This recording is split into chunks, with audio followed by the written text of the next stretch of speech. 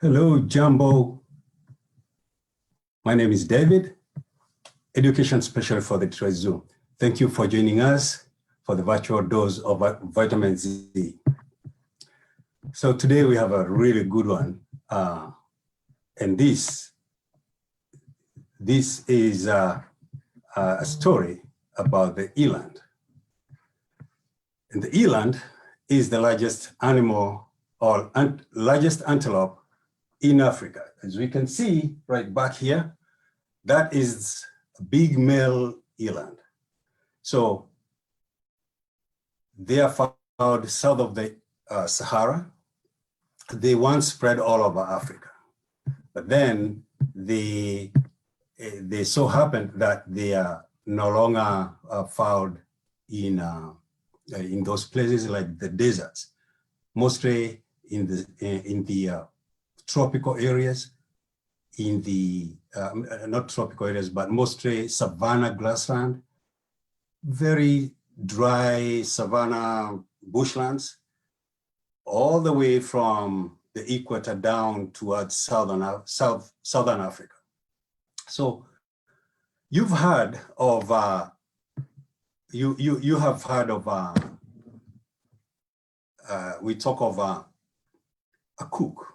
Let's, for example, one thing that they always say is that they hate something that only has one purpose. They hate things that can only use one specific thing. Let's say use that one specific fruit or work with one kind of dough. You might have heard the phrase jack of all trades. Well, jack of all trades, masters of none, but I doubt you have heard the full version of it. A jack of all trades is a master of none, but oftentimes better than a master of one. So the common eland is a master of probably nothing, and is always going out. Anything that comes their way is great enough. So they'll never go hungry when others do. It's a big antelope. They aren't fast, nor are they aggressive, but they have one of the highest jumps. Even though they're very shy, that's why they have one of the flight distance. That is between the predator and where they are, they become, that's why they become very shy and they have to keep off. That means because they happen to be very shy, you rarely get most of them brought down by lions. Now I have a story about an eland, or the elands. So what happened is, many generations ago, before you and I, a herd of eland lived below a big mountain chain. They lived peacefully with their neighbors, the zebras, the wildebeests, gazelles, buffaloes, and they were all sharing the resources equally. But the zebras happened to be fastened with the amazing black and white, beautiful patterns. Constantly mocked the eland. They boasted about the speed and about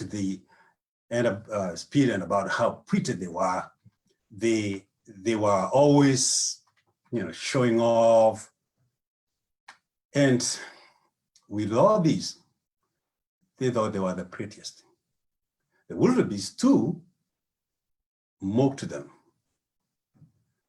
The wildebeest were strong in both in muscle and numbers. Because they would migrate far off distances and survive. They worked as a team, always mastering the art of teamwork. Above all else, both were perfect for the savannah. The eland took this biting critique. It was true, the eland were the masters of nothing. So the other animals thought. But then came the drought. When the drought hit the land, the savanna grasses, which all three feasted on, died, leaving dirt and sand in its wake. So the zebra and the wildebeest panicked and fled, knowing they could not afford to wait enough for the grasses to return to their home. So,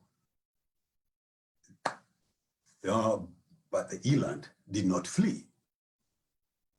And they all watched the eland as, they all watched these, the elands and all these animals running, and they didn't understand why the eland is not running. As you can see from my picture here, the eland is less concerned. He's not even paying attention. You can tell by his ears. And the zebras left. The topi, which is a plain animal, was also amazed.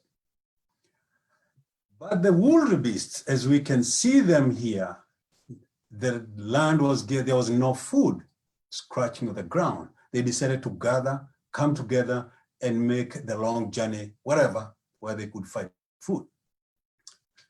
So only a few feet up the so since the eland never left, they simply moved up the mountain. Only a few feet up the mountain side, they came across a grassland covered in greenest grass they had ever seen. They were comfortable here. This was a place that the zebras and the wildebeest could never hope to reach. How could they?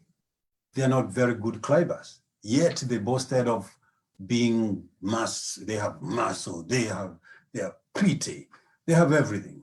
They had everything that they thought they had, until the eland showed them, you really don't know.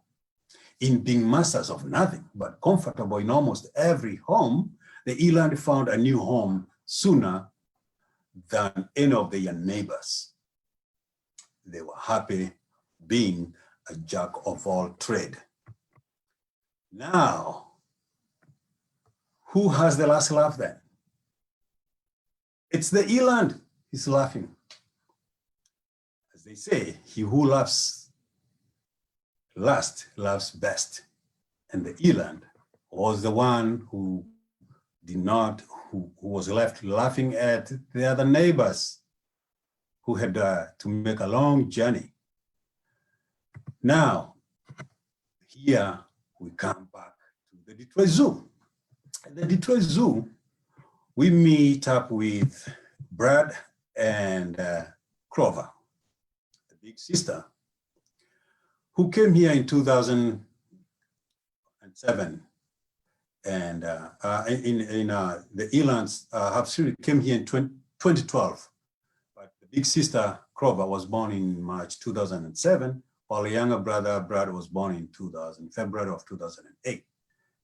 At 4 and 5 years old, Brad and Clover came from New Orleans, despite being nearly a full year younger than Clover. Brad is the larger of the two, which is typical for males.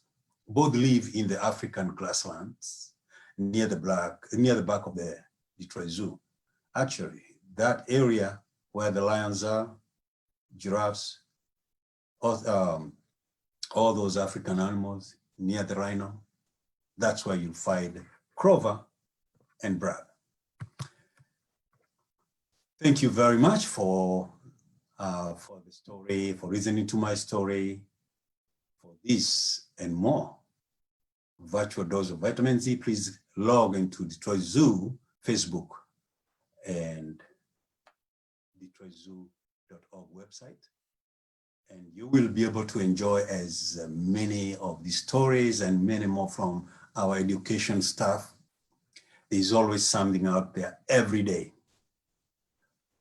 For me, it is kwaheri, which is goodbye.